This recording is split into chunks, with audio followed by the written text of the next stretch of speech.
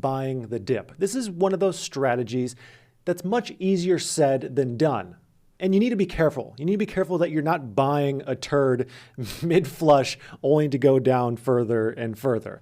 And as difficult as it may be to buy more of something that you're actively watching decline in price, it's typically the best time to actually buy that thing as long as you've done your due diligence ahead of time. And I'm sure you've heard the saying, be fearful when others are greedy and greedy when others are fearful. I want to update this to have an open mind when others are closed-minded, because sometimes it's good to have a healthy amount of fear, and most of the time it's good to at least have an open mind. So, if China says for the 200th time that they're going to ban crypto again and everyone is fearful and we see a nice little daily correction, that's when it's best to be open-minded and look at the facts and say, hey, China has said this 199 times before, and in the long run, it didn't really matter. And despite the fact that things like this have happened before, we seem to forget how big the dips in crypto are. I mean, a 10% annual return is great in the stock market over the long run. And we're regularly given opportunities to buy dips of 10, 15, 20%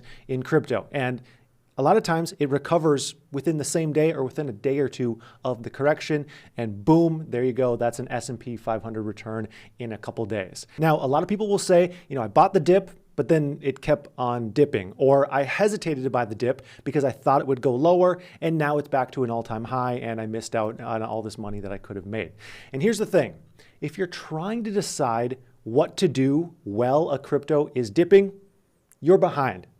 You're missing opportunities, and you will keep missing opportunities because you need to have a plan ahead of time. Having a plan is absolutely necessary. So let's say Bitcoin is at $50,000 and you have $1,000 on the side that you want to save in case of a crypto dip. What you need to do is make a plan. So here is an example plan. Bitcoin's at $50,000.